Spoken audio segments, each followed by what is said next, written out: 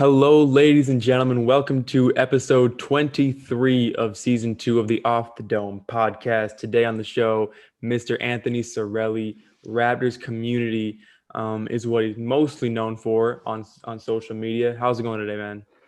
Going pretty good, man. Excited to talk some hoops, and I feel special because you put me in this category with all these other people you've been interviewing recently, all Oh, these yeah. famous TikTokers. So I feel like I'm on that level right now. I mean, that's the thing, but like you were the first one that ever did these. You're the first guest that I've ever had, and I've been on your show a lot. Um, so yeah, I mean, of course, I'm always happy to have you on here. The OG. Today we're gonna be talking about NBA trades because the trade deadline is coming up, even though it seems that like no one's really talking about it that much this year. It's kind of weird. It's a lot different than in years past, I feel like, and it's very different from the free agency deadline where it's just like everything fucking happens at once. And then we'll probably touch on the LeBron James situation because as we're recording this right now, that happened a few hours ago against the Atlanta Hawks, and it doesn't look the best for the Lakers. Do you But want to start with that since we're on uh, it already? yeah, sure, we could just jump right into with the LeBron James situation. We don't really know what the injury actually is, right? There's like he's getting an MRI. We know that, and it's something to do with the lower leg. Looks like the ankle. Um, do like what's sort of the first thing that's kind of come to your mind after seeing an injury like that?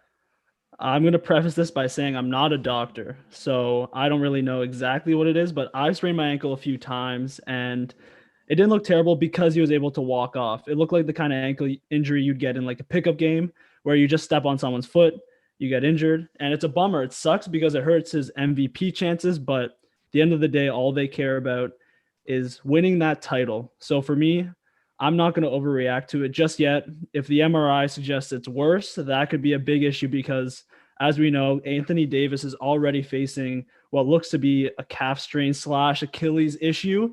And that's something that can be terrible for the league if he's out for the playoffs because that means that the West automatically becomes wide open. Yeah, I mean, and you say terrible for the league. I think obviously it sucks they're injured. All right, like I'll be the first person to admit it. I hate the Lakers. I hope nothing but failure to that organization. Um, but I mean, I don't want to see their players get hurt. You know what I mean? I'd much rather see the Lakers have all their healthy players and lose rather than have their two best players get injured, especially in the way that they have been. I mean, that's the serious injuries. I mean, they're not just like little tiny little things. Um, but I mean, shit, I got in a lot of heat when I was happy that Kevin Durant got hurt back in 2019 during the finals. So I'm not gonna say I'm happy LeBron James got hurt at all. I'm not saying that at all. I'm just saying like it'd be nice to see the Lakers not be the unfucking. It'd be nice to see the Lakers not be unstoppable. Okay, but that being said, it sucks LeBron's hurt, obviously, I don't and think they're going to be unstoppable this year, to be honest. I think even with there's a couple teams fully healthy. I think there's a couple teams that can give them a run for their money. Obviously, the Nets are a big one, yeah, probably the primary one.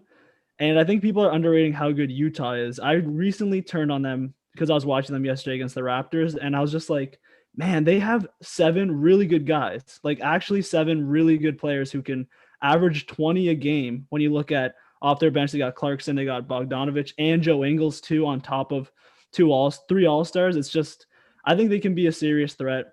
I'm not as high on the Clippers, but I think Utah is being slept on right now.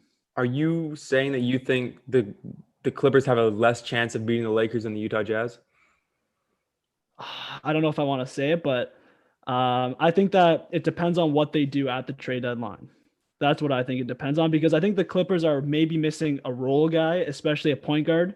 And once we Yeah, get to the trade talk, I'll talk about who I think they're going to add as a point guard because that's one of my smaller trades that I put in there. But for me, you look at this team, they have the highest assists that they have per game for their players is they've got Kawhi averaging like 4.5. And as we know, he's not a primary assist guy. He's not a facilitator. And then Paul George with 5. They've got no one who actually dishes the ball that is going to really help their team and get other guys involved. And once that offense gets stale in the fourth quarter, I like a team that's a bit more fluid, like the Utah Jazz, with a bunch of different guys who can give you different looks. Whereas the Clippers feel a little stale. And when Nick Batum's on the court in the fourth quarter, I think that's an issue. Yeah, I mean, I'd agree. I mean, I think Nick Batum's definitely he's taking a turn for the worse. I think he started out the season extremely hot. He was a demigod to start the year off, draining threes and all that. But I will say this about the Utah Jazz quickly before we get on to the trade stuff. I think everybody kind of writes off the Utah Jazz and they're like, oh yeah, the Jazz are like the Atlanta Hawks in 2014-15. Everyone sort of writes off the Jazz, and I get they're going through a bit of a rough patch right now, but everybody writes off the Jazz until they actually watch the Utah Jazz play 2 or 3 games. And then they're like, hold on, this is the kind of team that can look sluggish in the first quarter and then shoot 80% as a team in the second quarter and hang 45 points on your head, and then they just blow you out the rest of the way. This team can, like, unless you start watching the Utah Jazz, you're just gonna think they're just a 1 seed that doesn't deserve to be there. But I mean, I think it takes 2 or 3 games when you to really watch Utah Jazz. Say, hold on, Rudy Gobert is a straight baller. Donovan Mitchell is as clutch as they come in the NBA right now, and that bench with that shooting, Bogdanovich, Clarkson, Ingles, Mike Conley's a starter, but that shooting, when that unit gets hot, I don't think there's a team in basketball, the team in the Western Conference, that can beat them fully healthy. I don't think I don't even think that's a reach to say that. When that unit gets hot from downtown, they're unstoppable. They simply are. The only issue there is when's the last time we saw a team that takes that many threes actually go all the way? The closest was the Houston Rockets Yeah. of 2017. But, once you have a team that's shooting that many threes, and sorry, 2018, but when you have a team shooting that many threes, and they get cold, it's just one of those things where if you live and die by the three ball, it's going to be an issue in a playoff series. You look at the best teams, you have a guy like Anthony Davis who can hit a mid-range jumper. Obviously, LeBron can. When Kawhi won with the Raptors, he's a guy that can hit a mid-range jumper. In the half court, you need a guy who can create his own shot. And I don't know if Donovan Mitchell's at that level yet. I think they need a little bit more playoff experience. Yeah. But last year's loss to the Nuggets makes me want them to win because I'm just like, I really feel for Donovan Mitchell. He's one of my favorite players. There's no reason not to like him. But for me, I think they just lack that superstar presence when a game gets tight in a playoff series. I think Mitchell has that potential 100%. He's a very young player. I think give him 2 or 3 years, he will be that player to go get you a bucket when it's a low scoring game and you're not really getting it going from downtown. He can be that. I don't want to compare him to a Kawhi Leonard or LeBron James, but he can sort of play that role where, all right, the team needs a bucket. He is going to go out there and get you a bucket in the half court, whether it be a clutch three or more realistically in big games, a mid-range shot or a layup, something of that nature. And Utah, they've won a few. I mean, they've gone a lot farther in the playoffs in recent years than I think a lot of people expected them. I mean, they beat the OKC Thunder, I think it was, one year. They lost to Houston twice, but no one really expected them to beat Houston. And then they got farther against the Rockets last year than anyone expected them to. They've been surprising, or no, they got farther against the Nuggets last year than anyone expected them to. They've been getting farther in the playoffs than people really expect them to go, but going into the playoffs. But yeah, I mean, I think it's Donovan Mitchell because I think the rest of the roster, maybe give Rudy Gobert because Gobert I think still has a bit of room to improve, but I think this roster they're waiting on Donovan Mitchell and maybe one other guy. But I think they're Donovan Mitchell 2 or 3 years away from being that team that you could very well see in the NBA Finals. So that's really all I have to say about the Utah Jazz. Is there anything else you want to add before we move on? I actually do want to add one more thing because you're talking about the Houston Rockets and they just dominated that team, that Utah Jazz team. Yeah. And the big reason was Rudy Gobert in the pick and roll is an issue against a team that plays small ball because they try and drop the big back and they try and fight over screens. Luckily, they have the right tools now with a guy like Conley, who's a little more active defensively, can help them in those roles. But when you play a guy like James Harden at the point, or someone of that caliber, be it Damian Lillard or someone of that level, Luka Doncic even, when you're dropping in the pick and roll and they can shoot from anywhere, becomes an issue. So for that team in the fourth quarter, I worry that they give too many open looks with Rudy Gobert on the floor. They're playing a team with a big that's a bit slower. It'll be a bit better for them, but Rudy Gobert in the pick and roll sometimes can become an issue late in fourth quarters. And yeah, on Donovan Mitchell too. Like you said, superstar potential. A couple of years from now, he could be a superstar. Do you think he's better than Ben Simmons right now? That's one thing I heard a lot of conversation about. They're obviously in the Rookie of the Year race a few years back. Right Who now, would I'll you take take right now? right now I'll take Donovan Mitchell or Ben Simmons. Like I don't think that's much debate either. Granted, I don't watch a lot of Philadelphia 76er basketball. Other than the Brooklyn Nets, I don't really like watching the Eastern Conference. I think it's boring as fuck. I'm not gonna lie to you. I think a lot of Eastern Conference teams are just boring to watch. I mean, the Philadelphia 76ers are the most boring one seed I've ever seen play in my life. Like I'm just saying, like they're just I don't enjoy watching them. Whereas in the West, I'm more than happy to watch like the Sacramento Kings versus the New Orleans Pelicans because I know it's gonna be fun. But like the East like I don't like watching a lot of Eastern Conference basketball. But right now, I'll take Donovan Mitchell over Ben Simmons.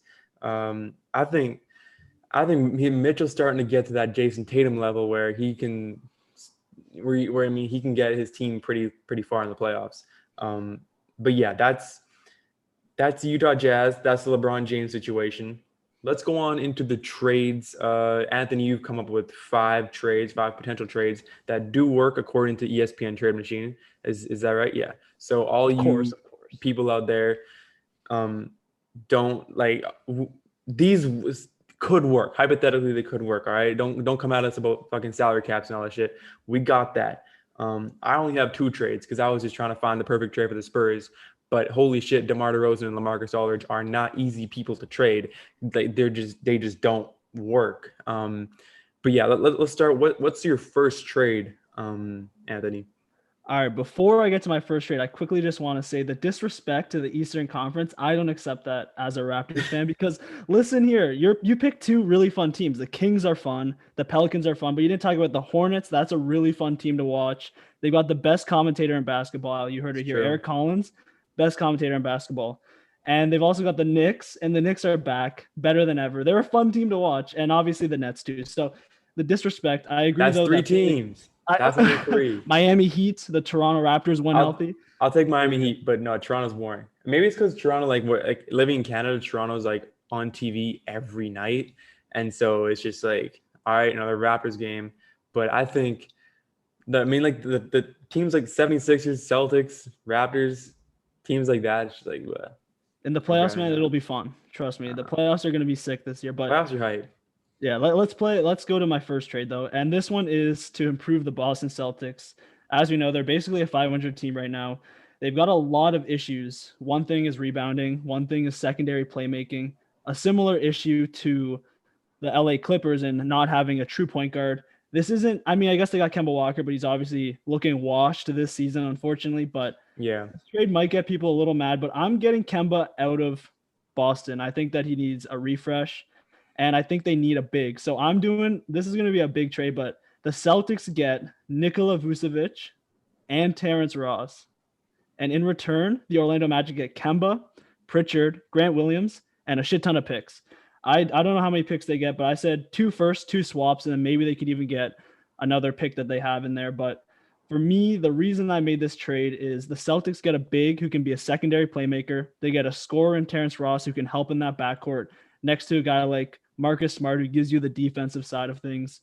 You get Kemba Walker out of there. You kind of build a bit more around this forward sort of system that you got, and obviously your two wings. And then for the Magic, you get to probably trade Kemba again to get some more assets back at yeah, some point, but you get Pritchard, who's a decent young guy. In Boston, they call him Fast PP. I think that's the worst nickname of all time. And Grant Williams, too, who's a young guy, too. I think he played in Tennessee. He was a solid young guy. And I liked him a lot in college, actually. I thought he had some good potential. I also liked, what was that other guy's name who was on that Tennessee team?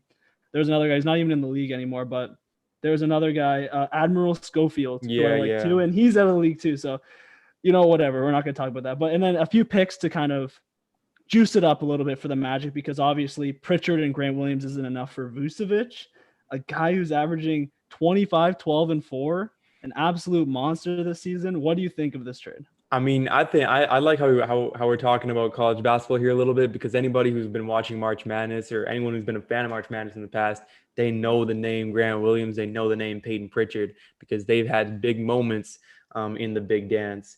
And I've got March Madness on right behind me.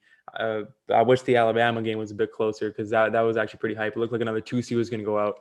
But I think that this trade, like, and by the way, I haven't, like, Anthony has not told me about this trade before. This is the first time I'm hearing about it. Off the top of my head, I thought that the Orlando Magic would win this trade, but then I'm starting to realize now Nikola Vucevic is different, and the Boston Celtics don't, like, they need a big man. Daniel Tice, as much as I love the guy, he's not a starting caliber center on a team that has hopes of reaching the NBA Finals. The Boston Celtics have a losing record right now. They need something. They need to change something up. And if this is financially possible, okay, now I don't, like, it's obviously probably not going to happen. But if Boston did do this, I don't really think they can lose by doing this. They've got good guard play. I mean, they've got guys like Jaylen Brown. They have a forward like Jason Tatum.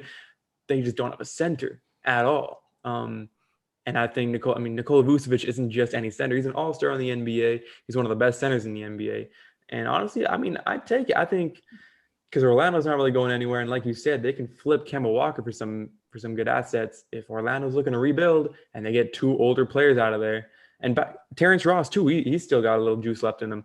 I think both teams kind of win on this trade. Off the top of my head, off the dome. Off the dome. There you go. And Terrence Ross, Ross, 16 points per game this season. He's a solid guy, adds to their offense. They're a team that's actually struggling more on defense too. So this issue doesn't really address their defensive issues that much, but I think it gives them enough offensive push to help them a little bit. And like I said, it helps them against those big teams in the East. You've got Philly at the top. You've got Milwaukee at the top. Vucevic is a big body, a guy who doesn't shy away from the moment. When guarded by Marc Gasol, he got absolutely destroyed in that Orlando series, but he doesn't have to go against Marc Gasol in the East anymore. Yeah. So he's going to be okay. And I think he's a guy who can hang with Embiid, try and cancel him out a little bit and hang a little bit with Milwaukee, even though they added PJ Tucker and are probably looking at a small ball sort of lineup with Giannis at the 5. I think Vucevic can still help build that wall to contain him against arguably the 2 best teams in the East. Obviously the Nets are different. We're just not even going to consider them because they're just so good that no matter what move you make, it's not going to really help you. I think that Vucevic will help on the inside for this team. Yep. Okay. So I'll go with one of my trades right now real quick here. And you brought up the Milwaukee Bucks. Now, like I said earlier, I was trying to find a way to get DeMar DeRozan out of San Antonio. And it looks like he and LaMarcus Aldridge will be traded. They haven't been playing in recent games. And since DeRozan and Aldridge have both been out, Spurs are 3-0. Granted, we're playing like the easiest 3 games of our season, all against Eastern Conference teams, might I add. But hey, we'll take it. We'll take it. I had to throw in a little jab there. But I went, and again, financials is tough because DeMar DeRozan is getting paid $27 million. Okay. Now I had to go for another player who I think is maybe being a bit overpaid. And by the way, DeMar DeRozan has been playing great this year. So I want DeMar DeRozan for Drew Holiday and Dante DiVincenzo straight up. I think, and I don't have like a real reason behind this. I'm just trying to get DeMar DeRozan out of San Antonio. I'm trying to get some good value back in. We're going to have Holiday. I mean, Drew Holiday's in there for 3 years. DiVincenzo as well. And we have, I think, I keep saying we as in the Spurs have a lot of, like, with this trade, we'd have even more really good guard play. And I think the Spurs could trade a lot of that for a better big man than Jakob Poeltl, who shoots like 30% from the free throw line and is just not playable late in games. But the way Keldon Johnson grabs 21 rebounds the other day, maybe we can play a 6'5" player at center. Who knows? But I think this trade, I mean, at the end of the day, just get DeMar DeRozan out of there. That's my goal. Your trade is very one-sided because you're looking at the Spurs perspective, and it makes a lot of sense for the Spurs because you get DiVincenzo, who's a nice young guy, another guard that you can put next to Murray, and a guy who can build your future with. But you're also depleting the backcourt, who is likely going to be their crunch time backcourt, and just swapping them for DeMar DeRozan. So I don't think the Bucks would want to do this trade because, let's be real, they gave up like how many picks? Was it 3 picks to get Drew Holiday? And I think it's because they really value his defense, which DeMar DeRozan isn't as good of a defender as Drew Holiday. Obviously, DeMar is probably like just as good of a passer, at least off the dribble, and a guy that obviously can get you buckets, right? That's not Drew Holiday's quota, but he can do that. a little bit, but I think DeMar DeRozan is a slight upgrade from that perspective. But the fact that you had to add in DiVincenzo as well to make the salary work is kind of a tough one, a tough sell for me, just because you're depleting that backcourt. At least that's who I see as their crunch time backcourt with Middleton, with PJ Tucker, and with Giannis at the 5. I will say this though. I mean, DeMar DeRozan has been clutch as fuck this year for the Spurs. Spurs have been nothing but close games, and DeRozan's time and time again come up big. And the other thing is, Milwaukee does have another former Spurs player named Brian Forbes or Bryn Forbes. I don't know. Most people don't know about him, but I just know about him because he went off in a G League game one time, so I know about the guy. But so you could run the former Spurs duo in the backcourt, Bryn Forbes and DeMar DeRozan. I don't know if they ever played together, but I just thought the Milwaukee Spurs, we'll go with that. And Pau Gasol's not there anymore. All right, whatever. On to the next one. What's your second trade? All right, let me get to my second trade. So this one will upset Raptor fans because I'm getting the Groat out of Toronto. This is obviously dependent on him saying, hey, I want out. I want to compete for a title this year. Obviously, with Toronto, he's not going to be able to compete for a title. He might be able to compete for a playoff, like a play-in game, and maybe a first round upset. But even then, it's looking tough right now. Man. Obviously, the Raptors have been depleted, but let's do Lowry to the Sixers. Say he calls up Masai. He's like, yo, Masai, get me out of here. Masai's like, all right, say less. He's going to put him in Philadelphia, his hometown city. And the number one rule for this is not depleting the Sixers' opportunity to win this year. So you're not going to take a guy like Thibault out of the lineup because he's so valuable to their team defensively that I think you keep him there. That's obviously a young guy Masai would probably want. And one thing about the Sixers that people don't really realize is that their assist to turnover ratio is among the worst in the NBA because they don't have a true point guard, whereas Kyle Lowry has one of the best assist to turnover ratios in the entire NBA. He's kind of like a Chris Paul light, if you will, as a guy who gives it on both ends, a guy who can man the floor, give Embiid the ball in the post. And I think the Sixers would want to keep Thibault, like I said, because he's been a big part of their rotation in the playoffs, a defensive guy, those long arms. I think he's second in the NBA in blocks on three-pointers too, so he's the kind of guy that's really good in rotation. So the Sixers get Kyle Lowry, and in return, the Raptors get Danny Green, Mike Scott, a bunch of garbage basically, Tyrese Maxey, Tony Bradley, who's a young center, and then one pick. And I think that's a good haul in return for Lowry. You get a pick, you get Maxey, you get salary fill, and then you get Tony Bradley, who's a young guy who I think he's like 23, a center who hasn't really gotten an opportunity.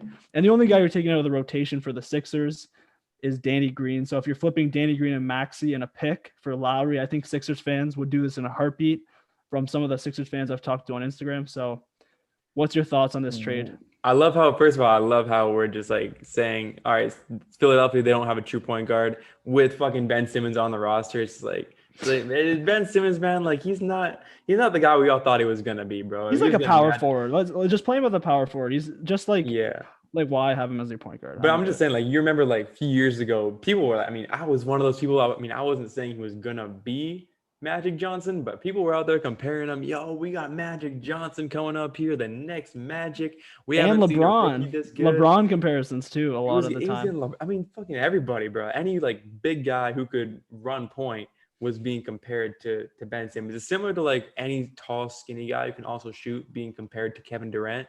It's just like it's just not fair to that player. But Ben Simmons, I mean, he really hasn't really evolved or kind of improved in the ways that we thought he would. Because let's be honest, his rookie year was fantastic. But since then, I thought that was kind of funny. So you, in this situation, first of all, I think Philadelphia, this turns them into a real contender to get to the, I think right now Philadelphia, they're not as good as the Bucks and not as good as the Brooklyn Nets, despite them being the 1 seed. I think this definitely makes them a contender to make the NBA Finals. I don't think the Nets are as untouchable as I think a lot of people are hyping them up to be. You know, like I've seen a lot of people just saying, all right, it's over, Nets are in the finals. I think the Bucks stand a chance, and I think with this trade, I think Philadelphia already stood a chance, but with this trade, or definitely would stand more of a chance. From Toronto's perspective, though, this team, this is a trade that makes Toronto a lot younger, and fuck it, why not? Let's tank for a few years, get some of these young guys trained up, and I don't think these are the kind of young guys that are going to turn into NBA champions. But shit, at least y'all won't be, because it sort of feels like Toronto doesn't have a future right now. It's weird, the situation the Raptors are in. I don't know like what your opinion on Toronto's future is, but I'm just happy my team's not in that situation. That's all I'm saying. I don't think that's necessarily true because Siakam is or was an all-star last season and is a fringe all-star.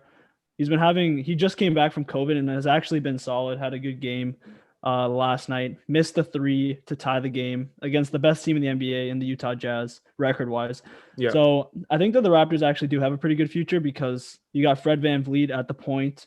Malachi Flynn was a sleeper in college who they actually picked up as well. And when he was in the G League was averaging somewhere between 20 and 25 points per game. He's also a stud. Chris Boucher's pretty young. He's a stud. And I think Powell is an interesting player at the trade deadline to see what Toronto does with him because in the month of February, he's averaging like 24, like since February 2nd, he's averaging 24 points per game on 50, 40, 90 splits. He's been insane Yeah. to watch. Like one of the most fun players to watch the last month or so. He's been crazy and his value has skyrocketed. He's Bitcoin right now. He's Dogecoin. He's flying high. Maybe he's Bitcoin like a few years ago, but he's flying high right now.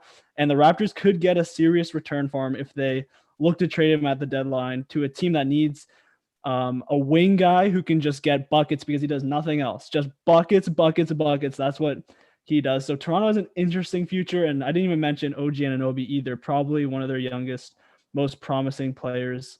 They're in an interesting spot because they're somewhere between rebuilding and contending, but not really on either side of the fence right now. Yeah, but how old is Norman Powell right now? He's not 30 yet, is he? 27. Okay, that's younger than I thought he was. Yeah, Toronto, they're sort of in that awkward spot where like they're not quite good enough to be a legit playoff team or they can make the playoffs, but they're not the sort of team that's going to make the second round. But they're also not bad enough to be shit enough to get a top 15 sort of pick or like a top 10 pick. So they're in a sort of awkward situation. Like I'm not comparing them to the Knicks or anything, but like the New York Knicks were in that situation for years during the 2000s. Obviously Toronto, they're a lot better than the Knicks were, but it's sort of like that's why the Knicks stayed stagnant for so long. But the Knicks had no future. Toronto obviously does. I mean, you sort of convinced me that the Raptors definitely do have a future. But yeah, I think it'd be nice to see Kyle Lowry back in Philadelphia. I think that'd be really nice. I was like when I was trying to make my trades, I was trying to find a way to put DeMar DeRozan in Toronto. I couldn't make it happen. I mean, I tried, but like there was no like realistic sort of thing. But yeah, that's your second trade. Yeah. So here's their POV as a Spurs fan. You're like, all right, let's trade DeMar. We'll get back Pascal Siakam 1-for-1. Let's do it. And then the Raptors are like, sure, let's do it. I don't want to do that. I'll tell What? you why I don't want to do that. I'll tell you why I don't want to do that. Are you kidding me? Hold on. Let me explain to you. Raptors would not do that. I'm telling you, man. Let me explain to you. Nah, this is what happened. First of all, this year DeMar DeRozan has been playing way better than Pascal Siakam. Can we agree on that? I mean, DeRozan. Yes, we can agree on that. But Pascal Siakam is 26. And That's DeMar's true. in his 30s. But last year, I remember the thing is like it's like last year I was saying, oh, Raptors fans, if y'all love your boy DeMar DeRozan so much because I thought DeRozan was terrible last year. He was having a bad year. I stepped on the jersey I bought of him. And I was like, yo, if Raptors fans love DeMar DeRozan so much, why not trade him for Pascal Siakam straight up? And now all the Raptors fans are like, nah, we don't want to do that. Obviously not. And then this year, like 2 months ago when Toronto was going through that little spell where they were just trash. I mean, y'all were terrible. You go like a 13 seed or some shit in the Eastern Conference. And I was like, all right, hey, what? And Spurs like fourth. I'm like, hey, do you guys want to trade Siakam for DeRozan? And they're like, oh, yeah. Man, shut the fuck up. We have DeMar DeRozan. Keep Pascal Siakam. Keep spin moving your way to the 8th seed and getting bounced in the first round. I don't give a fuck about y'all anymore. Honestly, man. DeMar DeRozan, he's a Spur now for me. I'll take DeMar DeRozan or Siakam any day. I don't care. I can respect that. I can respect that opinion right now because DeMar DeRozan is balling out. He's amazing. As a Raptors fan, I would never want to trade back to DeMar just because there's that weird history where the Raptors kind of screwed him over. And in my opinion, I think that Siakam has a bright future over the next few years as he continues to develop as a scorer and a playmaker. And I think that the Raptors do have a good future, but that's enough Raptor talk, man. You're making me depressed right now because they've lost 7 straight. They've lost 7 straight. The Hawks have won 8 straight. What is happening in the NBA right now? It's the Nate McMillan effect. It's weird times. Let me say my second trade. Okay, for my second trade, I know I was just saying how I was trying to find a realistic trade for DeMar DeRozan in Toronto. So and I couldn't. So I went to the Clippers and found an extremely realistic trade, in my opinion, as a Spurs fan, unbiased, of course. DeMar DeRozan and Derek White for Kawhi Leonard straight up. I think we should do that. It works financially, and I think we'd all be happier if Kawhi Leonard was back home, where he, won a championship, his first championship, where he led the Spurs to multiple 60-win games, 60-win seasons, and would have won the 2017 NBA championship if Zaza Pachulia didn't injure him on purpose for being too good for the best team of all time. What are your thoughts on that trade, Anthony? Fair? I think the Clippers do it straight up because Straight up, I think so you too. get 2-for-1, first of all, 2-for-1 Yeah. special. That's nice. And then when Kawhi decides not to play for the Spurs the rest of the year, and then they re-sign him again next season for the Supermax, Stop, man. then they got a triage right there. They got a big fat trio that if you add DeMar to those two without affecting the salary, that team is going to be nice. That team is right up there. So I think the Spurs, or I think the Clippers are like, sure, we'll do it. We'll throw away this season so that we can re-sign Kawhi. In worst case, he'll come back to Toronto and say hi. Come back, chill with the boys. Man, that'd be okay. The fact you just said that makes me depressed now. I forgot all about that. I like literally had forgotten all about Kawhi Leonard just choosing not to play for the Spurs. Oh my God! All right, now I'm in a My bad bad. mood. My bad. But yeah, I mean that was sort of like I was like, all right, fuck it, let's see if like when you're on ESPN trade machine, you're trying to find these weird trades that work. Like, all right, fuck it, let's try this. DeMar DeRozan, he's getting paid just as much money or more money than Kawhi Leonard is right now, this season, which is ridiculous. And so financially, it works. And I just had to toss in Derek White there, sweeten the deal for the Clippers. I mean, let the Clippers go with playoff P, man. He's almost beaten LeBron before in the playoffs. So you can do it again this year. A lot of people who are watching this on your YouTube have just dropped off. Probably they're like, "What the fuck is this shit?" But I'm gonna keep rolling with it because I'm gonna skip my juicy trade. We'll leave it till the end, but I'm gonna make my argument for the Raptors right now. And Okay. essentially, the trade that I want to do is simple. It's JaVale McGee for McCaw and a second-round pick. They get an asset back and a pick. The Raptors get to add a center to a team that desperately needs one. The Raptors are like the worst in the NBA in rebounding. Obviously, they've been having a tough run. They got hit with COVID protocols, and they didn't have Siakam, Van Vliet, OG, or a couple other guys for the last 2 weeks plus. So they basically lost 6 straight games without any of their starters, and then they lost, obviously, unfortunately, to the Utah Jazz last night. So their record doesn't quite speak for actually how solid this team is. I think that when healthy, they're a pretty good team. Probably the 6th best team in the East behind the Big Five, who we already know are right up at the top, including Boston in that top 5. I don't really know if they sit up that high, but I think they're still, when everything is clicking, I think they're still a really good team. And if the Raptors match up with them in the playoffs, assuming the Raptors make it, I'm going to be upset because Boston just has our number, man. There's nothing they can do against Tatum. They double team him. He just passes to Peyton Pritchard and he fucking hits a 3 every time. It doesn't matter. They can't do anything about it. But my argument here is that if you add JaVale McGee, you get a guy who can protect the rim a little bit, a guy who can be pretty decent in the pick and roll defense, which the Raptors are terrible at. They always drop their big, and Boucher fouls way too much in that pick and roll and on like outside shooters. But I think that if they can add a guy like that, just make them solid, and if they can stay healthy, I think they're still a tough out in the first round. I don't think a team sweeps them because they've got balls, and if they do get swept, it's a tough sweep at that. What team is JaVale McGee on right now? Oh, he's on the Cavs. Yeah. Okay. Yeah. He doesn't play. He just doesn't play at all. No. They're just waiting to trade him. Oh, that's I'm weird. pretty sure. Maybe he plays a few minutes, but I think Drummond doesn't play. I'm pretty sure he barely plays. Yeah, because the Cavs have Jared Allen now too. So, but you were quickly about Toronto Raptors. You said, I think the only team that's good enough to sweep the Raptors, or the only team that could sweep the Raptors, obviously the Brooklyn Nets.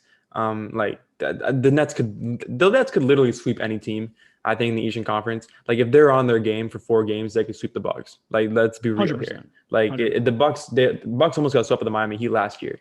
I'll grant, the Giannis injuries and stuff like that, but the Brooklyn Nets, they're just that good. And I think the Milwaukee Bucks are good enough too.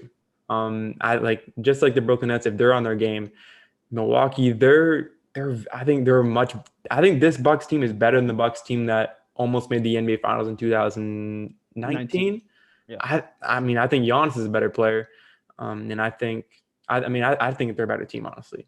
This team is better than the one that almost beat the Raptors and were a double overtime game away without Giannis because he Yeah. fouled out and Lowry fouled out too. But if Giannis was in that double overtime, maybe they win it.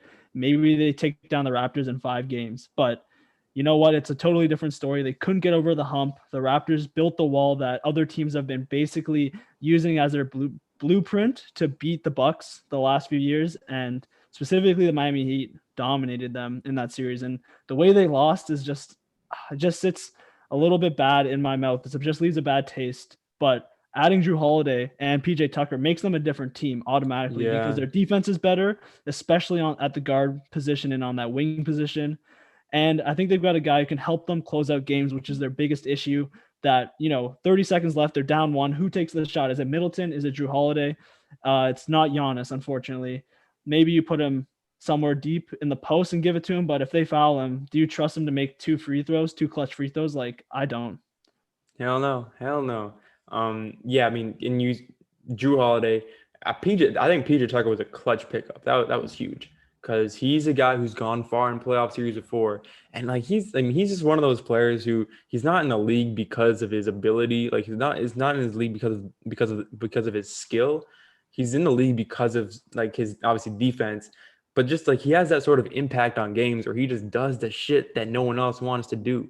You know what I mean? He's gonna die for the loose ball. He's gonna get that clutch rebound.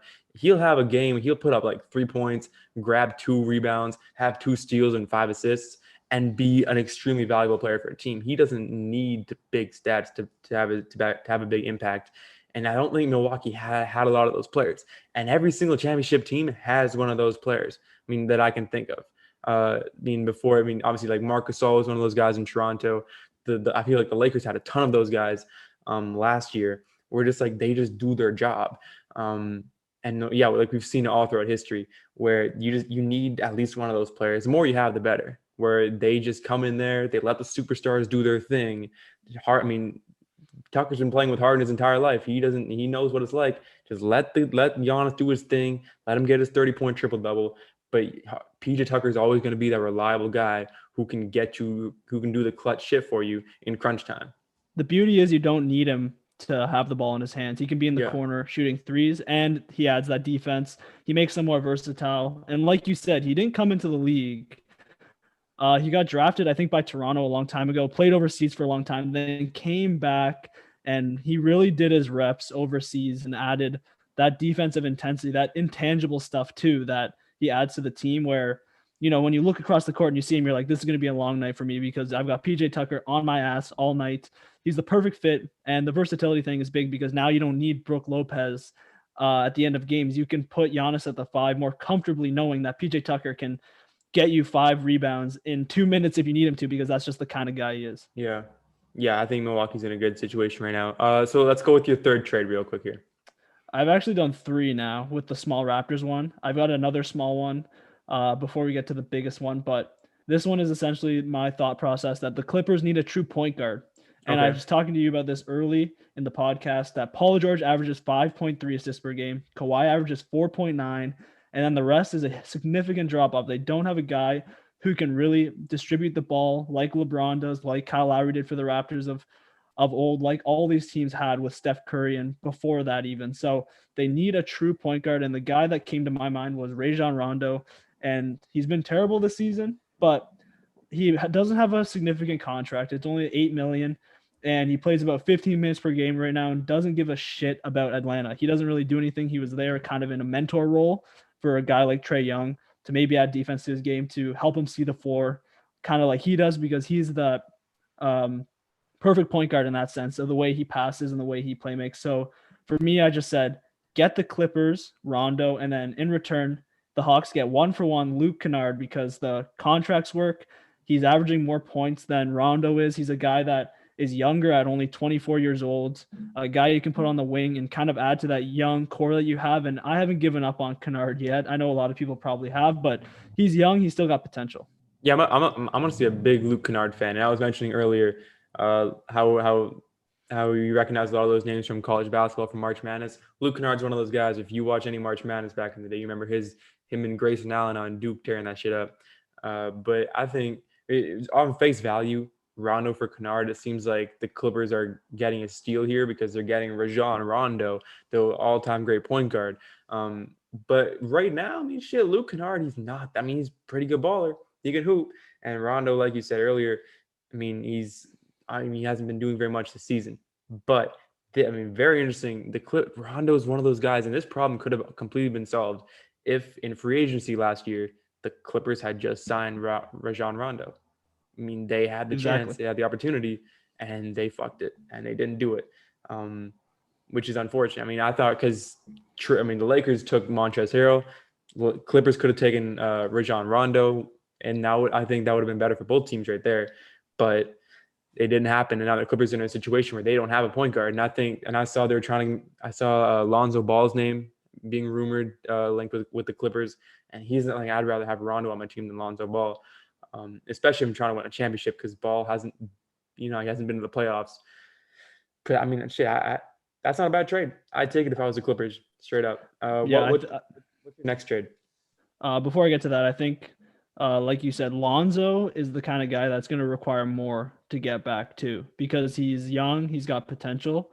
So a guy like Yeah, Rondo has a much lower value in the NBA, and I think that the Clippers could grab him. And I think he would address a lot of their needs defensively, but especially on the fact that that ball doesn't move. They need a guy who can dribble, penetrate, kick out to guys so that Kawhi doesn't have the ball in his hands trying to make plays on top of already giving you 30 points. It's too much to put on Kawhi. And then you put him on their best defender too. Like, give Kawhi a break. He can't have the ball in his hands all the time. Anytime he's won a championship, he's had a guy like Tony Parker or Lowry, a guy who can dribble the ball and make plays. Obviously, the Spurs back then, he was really young, but with the Raptors, they had a lot of guys who could handle the ball and keep him more off ball because that's where he thrives. But let's talk quickly about my last trade. And this one's a big one. It's a Bradley Beal trade. And the okay. reason why I don't think, I just feel like Washington should get rid of him. Personally, I think it's time. Maybe they want to see the season through because of how good Westbrook has been lately. His trade value has gone up. He's the guy that could be traded to.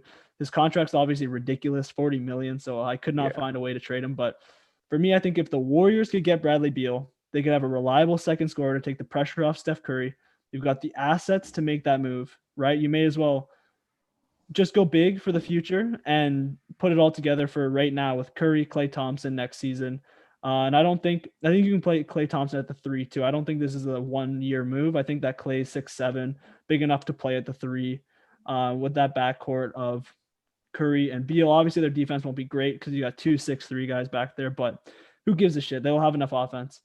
It raises their ceiling this season too. So the Warriors get Beal, and in return, this is a big haul, but I think Oubre, Wiseman, Eric Pascal, and some picks. So I think you get Kelly Oubre Jr., another young guy, James Wiseman, who was the second pick of this draft, obviously a guy with some potential, Eric Pascal, another young guy with potential. And then I think Bradley Beal's the kind of guy that you could get 8 picks for. So I gave them 4 on top of this young package with 2 picks and 2 swaps. So that's my trade package. Maybe it's a little much. Maybe you could swap out James Wiseman. I think he's the key piece in my mind that you're getting a James Wiseman, a top 2 pick from last year for Bradley Beal, and then a shit ton of picks. And who cares if you're the Warriors? You got to win now. I mean, I kind of like what they're doing, but what do you think of this trade? I think this whole trade revolves completely around the future of James Wiseman, because if Wiseman turns out to be a dud, Washington's going to be a mediocre team like they have been for years. And if this trade doesn't go, if this doesn't happen, and Wiseman's a great player, and he's the kind of player that, he lives up to the hype of being a second overall pick and being a big center like that, he can really transform a team. But I think with this trade, honestly, this does not make Golden State a contender at all for me. Even if they do bring back Klay Thompson, I'm not going to lie to you. I don't think that this makes them a contender at all, because if Klay Thompson comes back, I don't expect him to be the same person that he was with pre-injury at all. Because before his injury, he wasn't just a shooter. He could shoot the ball better than damn near every player in NBA history, but he could play really good defense and he could run the court too. But coming back from injury, I don't think he's going to be that player. And therefore, I think Curry and Beal will be the 2 best players in that team. And looking back at NBA history, how many teams have had their 2 best players be the guards and go and win an NBA championship? It doesn't happen. I think Klay and Stephen Curry in 2015. You could argue Draymond Green could be the second best player, or you go back all the way to the late 80s, Joe DeMars and Isaiah Thomas. But other than that, I mean, they need a big man, I think, in my opinion. I think that's true of your backcourts when you look at like Dame and CJ as a team, as the typical example, but they don't have a guy like Draymond who can facilitate and do those other things that you need. They have And you're right, a Nurkic, but lot of he's the not the teams have that. same. He's Like, not the same, and he's not healthy either. He's never really right, healthy, and yeah. that's the thing. That's kind of a bummer with that team is I never see Nurkic play a full 7 game series without getting injured, unfortunately. But with your point, that is fair that most teams have not even just the backcourt being their two best players, but every team usually has that two-way wing superstar, right? That's really the typical thing when you look through every single team, right? You'll always see like a two-way superstar, whether it was like Michael Jordan or whether you look through modern day basketball, especially right with the way basketball is played now, from Kawhi to LeBron to Kevin Durant. These three Yeah. guys are the prototypical number one option on a team, and there's a reason that they're all small forward / power forward guys who can shoot, who can play make, and who can dominate a game, because that's like your typical best player.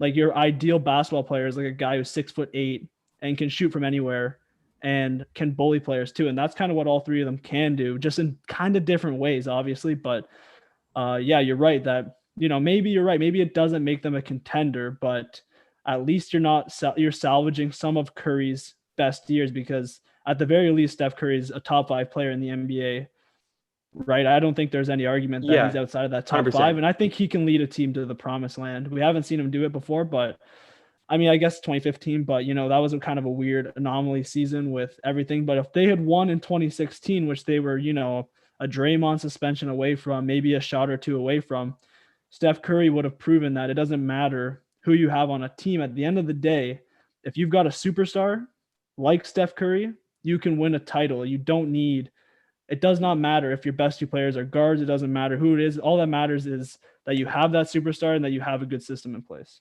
This trade definitely does make them like a top 4 seed. And, like, it makes them a contender in the Western Conference. But I wouldn't pick them to win an NBA championship anytime soon. And quickly here, before we kind of wrap things up, let's go for maybe 5-10 more minutes. But I want to say something about that 2016 NBA Finals. If the Warriors win that Finals, Draymond Green is winning Finals MVP. Not Steph Curry, not Klay Thompson. It's Draymond Green in my opinion. 100%. Not, I mean, because they give it out that right after Game 7. And when you look at what Draymond Green did in Game 7, you can't not give it to him. As good Didn't he as hit like Steph five is. threes? Didn't he hit like 5 threes in the first half or something Yeah, I mean, I ridiculous? think you ended with like 7. You put up like a 30. I'll look it up real quick because I don't want to say the stats wrong, but it was a ridiculous score line or Yeah, for stat sure. line.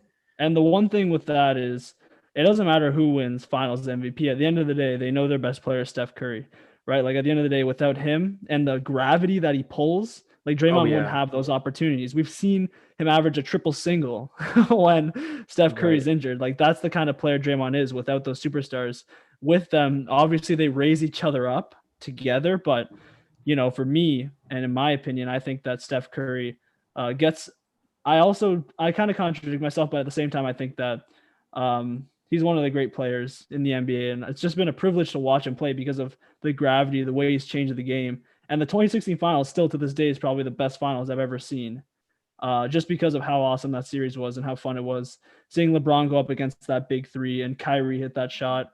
And I think everyone was cheering against the Warriors just because of how dominant they were. People love the underdog story, and there's a lot of Yeah. LeBron fans too. So I think that was a hell of a series. Yeah, I mean, a lot of people know me for like hating on LeBron and all this stuff. I want to make this clear real quick.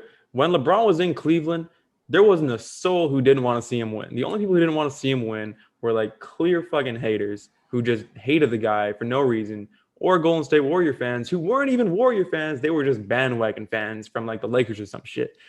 No one, like everyone loved LeBron in Cleveland. Okay, I love LeBron in Cleveland back in the day.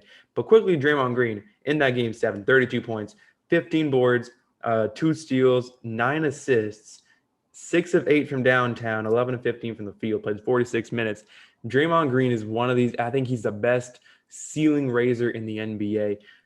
When I look at, I mean, there's two. I mean, okay, ceiling raisers and floor raisers. Just for everyone who doesn't know, a ceiling raiser is someone like Draymond Green who, when he's on a shitty team and you put him on that team's going to stay shit. Just like look at the Warriors last year. Draymond Green was there, but that team was trash.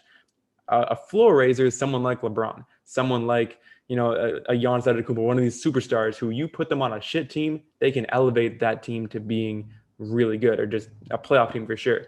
But Draymond's the best ceiling raiser, I think, in the NBA, where you put him on a good team, a team that's already got Steph Curry, that's already got Klay Thompson, a good bench. You put Draymond on that team goes from being a really good team, but like a second or third round out or shit, maybe even the finals. But you put Draymond on that team's a genuine title contender and shit. They went out there, they won 3 NBA championships with Draymond Green. Now, I don't even know if they win the NBA finals without Draymond Green. Maybe in 2017 they win, but 2018, I don't think they're getting past the Rockets without Draymond Green. And 2015, they're not beating the Cavs without Draymond Green. But yeah, I mean, that's what I think. Draymond Green's one of the most underrated players in the NBA. And he does have his moments where he jacks up a half-court shot against the Spurs when they're down by 3 with 5 seconds left. He's got those moments in him. All right, he's definitely got those moments in him. But you won't see him do that in the finals, though. Oh, that's the definitely kind of not. thing you see him do in the regular season when he just doesn't give a shit. He was trying to be smart. He thought he was gonna foul him. He just tries chucking it up. Why? But it looked that play looked a lot dumber, like in like live, than after you sort of realize, all right, he had his reasons why he took that shot. But it's still funny. Like it's a Shaq and a fool. It's a JaVale McGee moment for sure. For sure. If they foul him though and he shoots it, then it's a genius play. So he went all or nothing on that. But he'd probably miss at least one of the free throws though. So I mean, yeah, then it wouldn't even matter. I don't know. It's weird. Yeah, it's like Draymond, why do you want to go to the line? Like, what are your odds of hitting 3 free throws in a row? It's probably like the probability is probably like 50%. Yeah, I mean, and in the finals, Steve Kerr saying Stephen Curry is the only person who was touching the basketball in the situation. Like, I'll have Stephen Curry inbound the ball to himself, man. That's what I want, because that's the only man I trust in the situation. Other than that, is there anything else you want to talk about, Anthony, quickly before we wrap up here? Nothing off the top of my head. I'm just interested to see who you think's going to win the NCAA tournament since it's all right. On the rise right now. Let's talk about March Madness real quick. I got my bracket. It's fucked already. But fuck it, whatever. Every team that I have in the Elite Eight is still in there though, so don't worry about it. I have Michigan taking it all, and I watched them play this morning, and I'm happy I made that pick because Michigan is balling out. By the way, I'm not one of those people who make like 25 brackets. At least I didn't do that this year. Like last year I did that, but this year I've only made one. I got Michigan winning. I don't know a single player name on that team, but they're winning it. Trust me. Who do you have? I don't even remember who I picked in my bracket because I don't watch a lot of college basketball. I was just like, fuck it, I'm gonna pick whoever. I think it was either like Gonzaga or one of the top seeds. Yeah, I'm sort of in that same boat where like I didn't watch any college basketball this season, but I mean I had to make a bracket, right? And I just kind of went off. I mean I watched a little bit of like the divisional tournaments. But yeah, I got Michigan winning it against Gonzaga in the finals. And where I'm living, Gonzaga is like sort of the home team because they're really close to Canada. At least like they're really close to like British Columbia. So everyone picks Gonzaga. But I got Gonzaga losing to Michigan in the finals. The team I'm most interested in is just because from a prospect perspective is USC.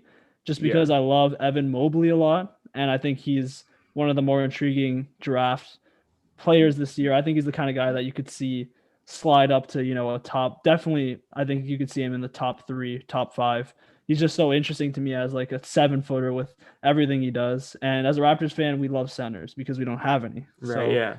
I just relish at the opportunity to try and draft him. So if the Raptors keep tanking and he starts balling out, they just beat Drake today. I think that would be cool. So I'm cheering for him. I also like Oregon for some reason. I always liked Oregon, so I'm just going to be cheering for them too. Yeah, I like Oregon too. It's weird, especially I don't know why. I don't even know why. I'm just like, I think it's their jerseys. Their jerseys are really probably cool. Just clean. I'm just like, yeah, this team's sick. Yeah. Okay. Actually, my prediction was actually Michigan to beat Gonzaga in the Final Four and then beat Houston in the finals. But one thing I did make when I was making my bracket, speaking of prospects, I thought that Cade Cunningham was on Tennessee and not OSU. So I picked Tennessee to go really far, thinking they had the top prospect in the NBA or in the draft. They didn't. And I picked OSU to lose in the first round and Tennessee to make the Elite Eight, I think it was, or the final, to make the Elite Eight. And that didn't happen. Tennessee's out and OSU is gonna go pretty far. So that's my fuck up of the day. So if you're feeling dumb today, just know you're probably not as dumb as me.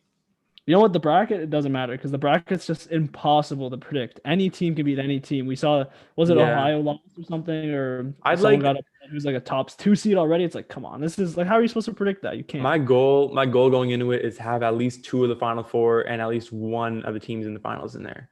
And then I'm good. Like at least have like half of it. Like and then for the Elite Eight, I'd like if I can have four teams in the Elite Eight, if I can have eight teams in the Sweet 16, that's sort of how I look at it. Get it like sort of half right. And then I can because like I don't want to be that guy that has by the time the Final Four comes around, just none of my picks are in there. So I don't want to be that guy. And in the past I haven't been. So yeah. But other than that, anything else you want to add before we wrap things up? No, man, I'm cool. Thanks for having me, brother. Anytime. I'm always down to come on, talk some hoops. We got the trade deadline in, what is it, 5 days, something like that. So That's right. the NBA might get crazy a little bit. I don't think it's been as exciting so far, but I think some teams are going to be calling up, the Raptors, the Wizards, the Magic. They're going to be like, are you sellers? Because there's a lot of buyers and not a lot of sellers. So the teams that do sell might get a nice haul for the guys that they do have. Yep. That's going to be episode 23 of the OffTheDome podcast. Anthony slash Raptors community, thank you very much for tuning or for joining me here. It's a pleasure as always. You guys go follow Raptors community on TikTok or on Instagram or both. Do whatever the hell you guys want to do. Other than that, that's all from us. Kanye, Mike Dean, hit him with the outro music. Peace out, y'all. Let me get more volume.